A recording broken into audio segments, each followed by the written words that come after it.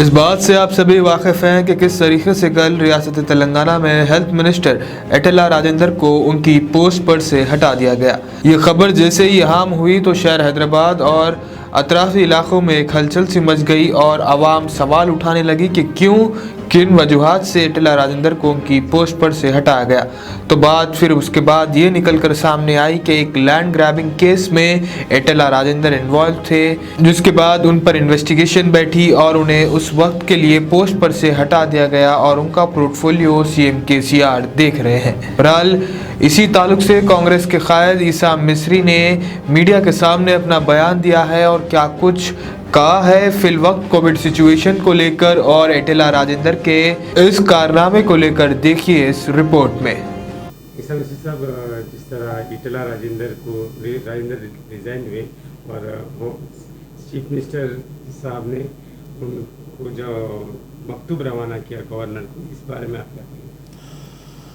जी हाँ, मैं भी न्यूज़ में देखा हूँ अभी कि हेल्थ मिनिस्टर तेलंगाना के एटेला राजेंद्र जो कोई लैंड ग्रैबिंग के केस में इन्वॉल्व है और वो साबित होने पर उन्हें रिज़ाइन देना पड़ा।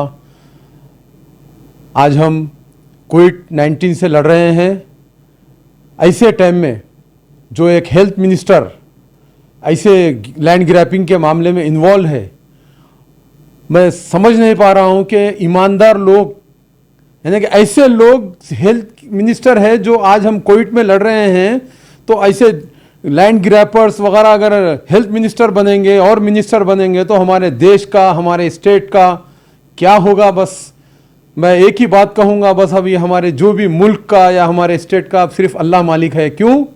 जो एक मिनिस्टर का मतलब ये होता है कि पूरी उसके अंदर जिम्मेदारी रहती है, वो ईमानदार रहना चाहिए। मगर मैं ऐसा महसूस कर रहा हूँ कि इस दुनिया से बस थोड़ी सी ईमानदारी बाकी रह गई है, बाकी का सब हर कोई, मैं देख रहा हूँ कि जैसा कोरोना का टेस्ट करा रहे, 4 में से 2 को जो है या 1 को कोरोना का पॉजिटिव आ रहा है, वैसा 4 आदमी में अगर टेस्ट करे तो 1 या 2 ईमानदार, बाकी के 2 चोर नहीं कर रहे। अल्लाह माफ़ करे। और ये जो आप माइनॉरिटी वाइस प्रेसिडेंट हो, तो क्या अक़लियती यानी जो औक़ाफ़ी जायदाद का तहफ़्फ़ुज़ भी करना चाहिए था ना सीएम? देखिए, औक़ाफ़ या वक्फ़ बोर्ड की जितने भी जायदादें हैं, मैं उसके लिए कई मरतबा chief minister, deputy chief minister साहब से भी नुमाइंदगी किया हूँ, महमूद साहब से, और एक उनके साथ मेरा एक वीडियो भी है। मैं वो कभी भी सोशल मीडिया पे अपलोड नहीं किया। लैंड ग्रैब हो चुकी है, आज भी हुई हुई है, मगर उसके ऊपर कभी भी कोई आवाज़ या गवर्नमेंट की तरफ से या वक्फ बोर्ड की तरफ से वो ज़मीना जिसके ऊपर काबिज़ है लोग, उनको कभी हटाने की कोशिश नहीं की जाती। एक सीईओ जो रिसेंटली कुछ मामले में उनको सस्पेंड किया गया रुश्वत साहनी के या कोई चीज़ में, वो साहब भी, उनसे भी, जब वो सीईओ थे पहले, मैं उनसे भी मिलके कहा तो वो क्या कह रहे थे मालूम? अगर एरिया एमएलए उसके अंदर इन्वॉल्व है तो कुछ भी नहीं कर सकते भाई। तो इस किस्म की हुकूमत यहाँ पे हमारे बीच चल रही है।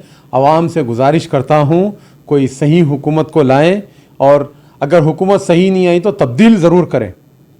एक हुकूमत जब हट जाती है, दूसरी हुकूमत आती है तो उसको थोड़ा सा डर रहता है। अगर एक ही जैसी हुकूमत, एक ही आदमी को आप चुनते रहेंगे तो वो आपके ऊपर हुक्म और जुल्म करना शुरू कर देता है।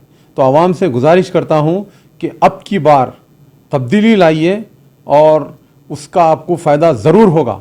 A1 टाउनशिप की एक और नई पेशकश, जहांगीर पीर दरगाह से 2 किलोमीटर पहले मल्टीनेशनल कंपनीज के करीब, जो कि बिल्कुल आबादी से लगा हुआ, बेंगलोर हाईवे से सिर्फ 5.5 किलोमीटर, बीटी रोड से लगा हुआ, तमाम डेवलपमेंट के साथ 5,50,000 में 100 गज का प्लॉट। A1 टाउनशिप में आपका ये छोटा सा इन्वेस्टमेंट आपका और आपके बच्चों का मुस्तकबिल बदल सकता है। आज ही तशरीफ लाएं और A1 टाउनशिप के इस प्रोजेक्ट से फायदा उठाएं। Office at pillar number 235, opposite fisheries department, Rajendra Nagar, Hyderabad.